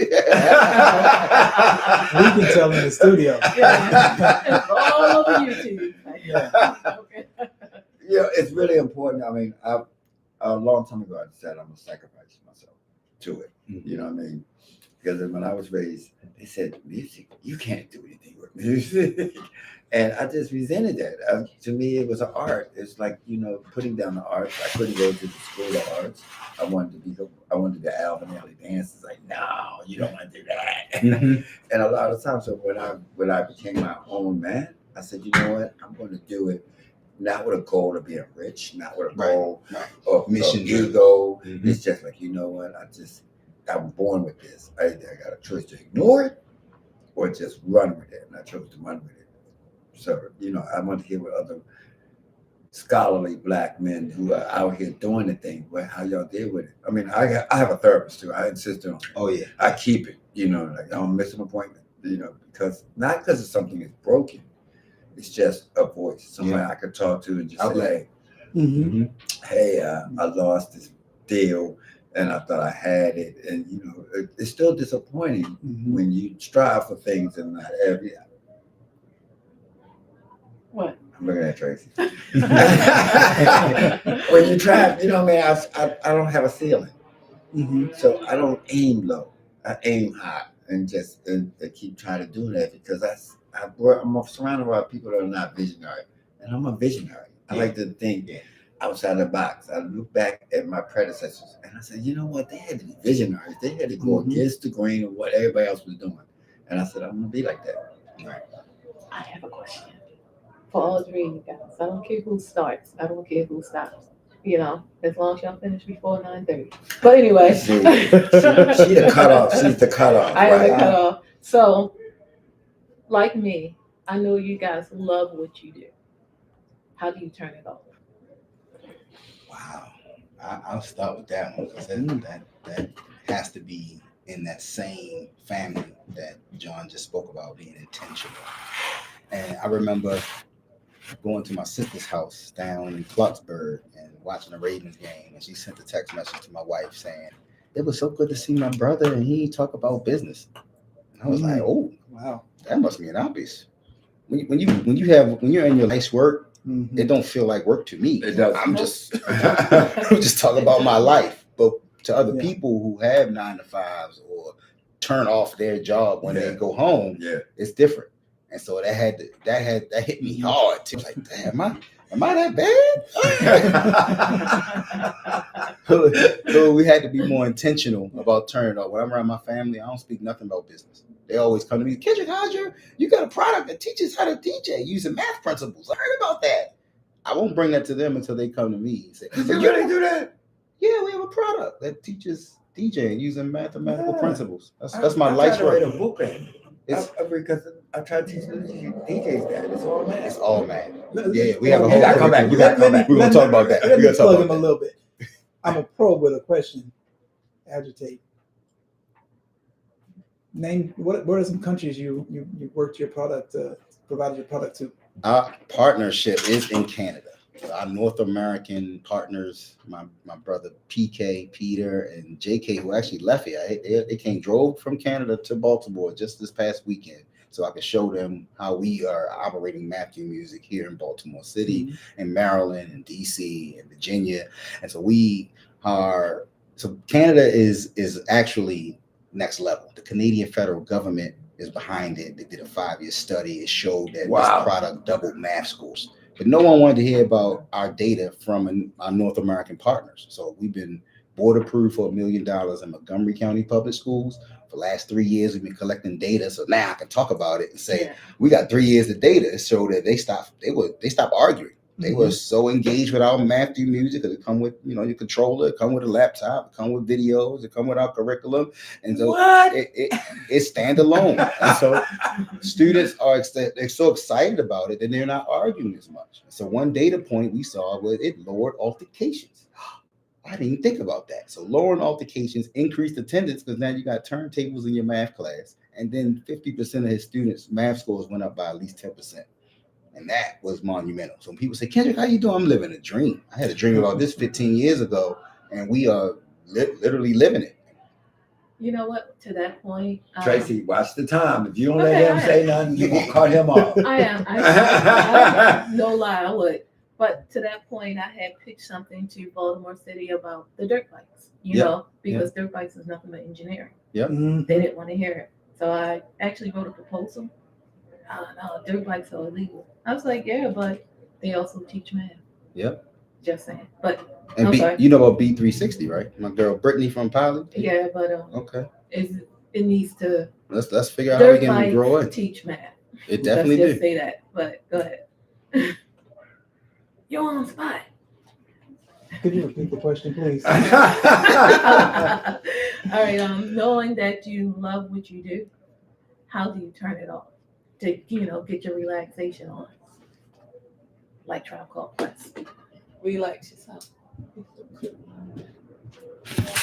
Step away.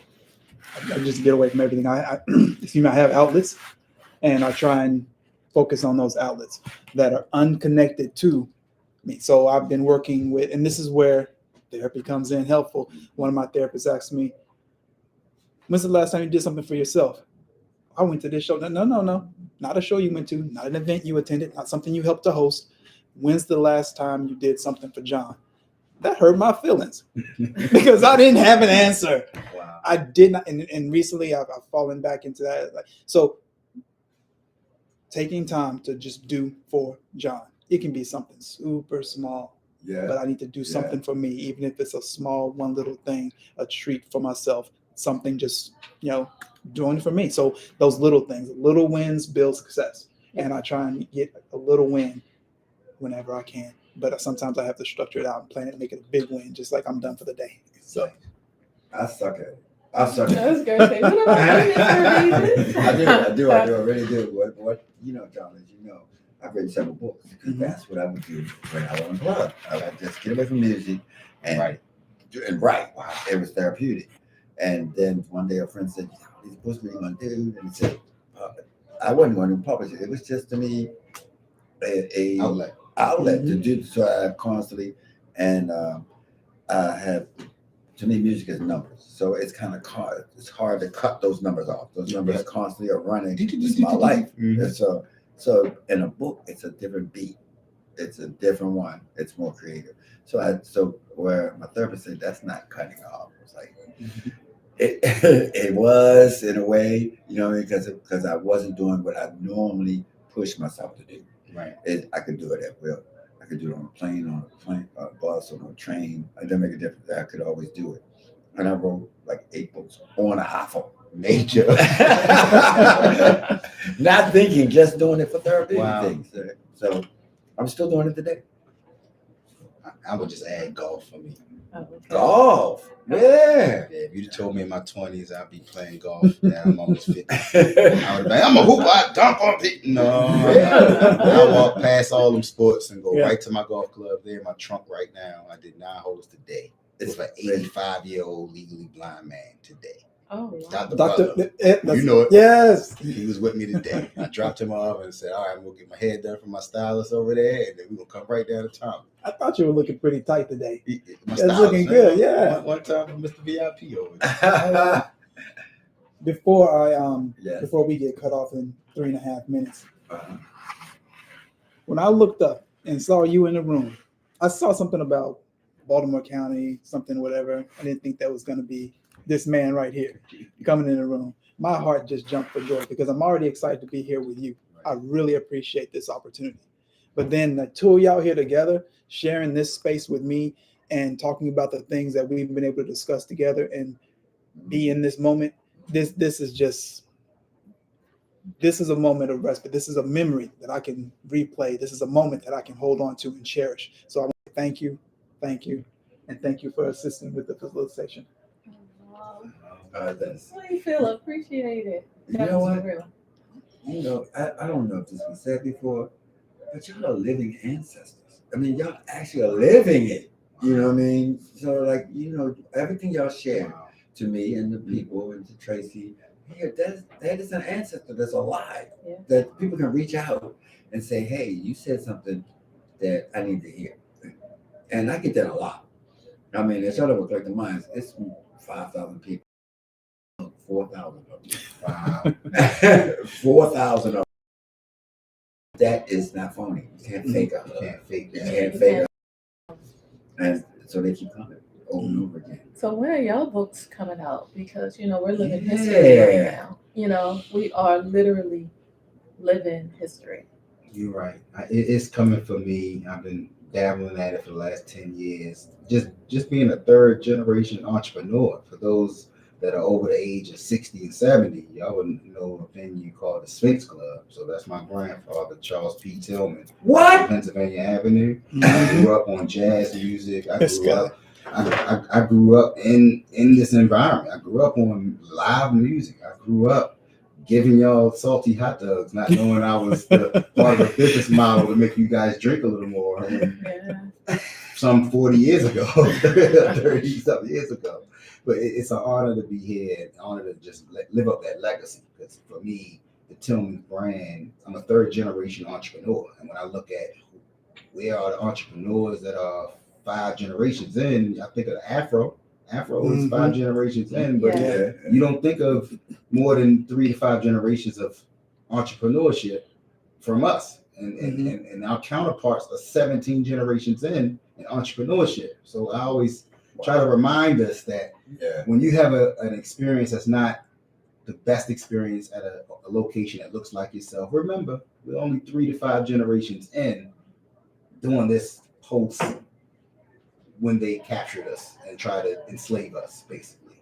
So let's what are you talking about? I thought slavery was Tracy. Anyway. I want to thank both of y'all for coming in. And y'all are welcome to come back. You post your thing, and you want to talk about the book and your legacy. Come on, Sphinx Club. You know, I've been arguing with the Royal Theater, trying to take it over. It's like, you know what? I have followers. I can make this work because I am from them. I am the generations past them, and you know I don't know why. It's just I want to help with that. Anything you got, Thommy, I'm going to help with. I want that. I want to bring it back. I want at least give it a real presence. I don't even need no credit. I'll be behind the scenes. I got a bunch of cameras, black magic switches, all this stuff. I'll just be behind the scenes, help.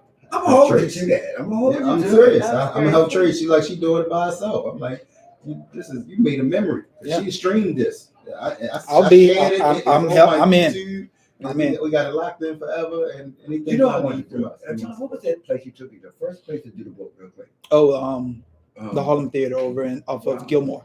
Yeah, right across from the park. The Harlem Park. I wanted to do this thing so bad. I walked in there. It was like you could feel the heritage. You could feel it was thick, but they was working on it, and we wanted to do it in the winter. Yeah, and it didn't work. They were still constructing.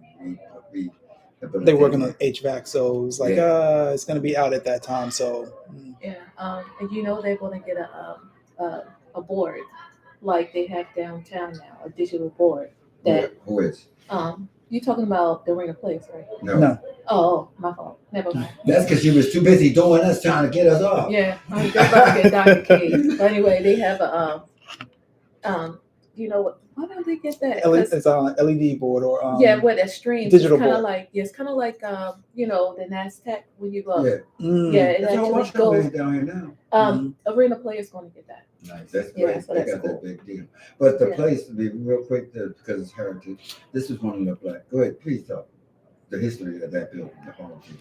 Oh, it was the first building erected to be a theater for African descended people Oh. in the country. Right. It's the first. It was erected specifically to be that purpose use So for us. So who do we beat up to get this thing done? No. It's No, we're moving. talking about, you know, verbally, not physically. It's moving. Fortunately, it's in private hands that are being good stewards of it. Okay. Just a slow process because it's not a small job. And you think about Baltimore's infrastructure has been neglected for not a few years. It's been neglected for several generations. Right. So we can't, to Kendra's point, we can't expect to catch up when we're so far behind. We're going to get there. It's just going to take time. And we have to be patient with each other. We have to be patient with ourselves, and we must extend grace so that we can actually get there together. Come on, James Brown had a radio station. Right in there and Yeah. just said, John, I gotta do this, I gotta do this. And then it was something else that we were there for, just happened to be going on. And an opera singer came out in the far upper balcony, and I was like, this is incredible. Beautiful mezzo. And I didn't know it was happening. It just happened. I'm like, is that a soundtrack? And then I followed the voice, and there she was. And I don't even know what that little vestibule is called, but it was amazing. It was great. You guys were at the right place at the right time. Yes. And the right time right now is 9:33, which means that we are 3 minutes over. Do we have any? That's my show. You can leave. No. I thank you both. Please come back. Please come back. Do you guys have any closing remarks before I Dr. K, you guys? Just see y'all Saturday. And what's the information again? Free parking? September What? 20th, free festival, free parking right at Patriots Plaza, Towson, Maryland. 10 family-free zones, over 100 craft and food vendors, and we got prizes and Force and D's Chubb Rock and Surface performing, hosted by Mark Clark, Ryan the Lion, and of course, we have Thommy Davis and the Collective Minds. Come on. The DJ 10 experience is the reason why you need to come early, stay late. Okay. Yes. And your event is happening when? The same day, later in the evening, is 5 to 9, not free. Although we may talk about some messaging for folks that attend the festival that day. But we'll talk about that offline. Mm-hmm. So yeah, it's like 5 to 9. It's at the Garrett Jacobs Mansion, and it's for Be More Human Mentoring Scholarship. BeMoreUMS.org. Powerful. What a powerful show. Yeah. Tracy, you can take us out of here. Okay. So, again, thank you for listening to the Thommy Davis Show with co-host Tracy Stevens, only on Power 410. Only on Power 410. Download the app. Download the app. Download the app. Why? Because we sound so much better in stereo. Have a great night, everyone. All right, Tracy, stop all your socials. Yeah, All right. I'm Gary. Turn the mics off for me. No, Stop my socials over there. Broadcast that live, big bro. I loved it. You the man, man. It's sport. You the man. You got that for me? Put a little Okay, caption wait a to minute. it. There you go. I did everything I was supposed to do, and the music still ain't jumping. Oh, you have follow-up music. Yeah. And stream. Yes. So nice. I just want to say to you, like, you Power 410 so, text you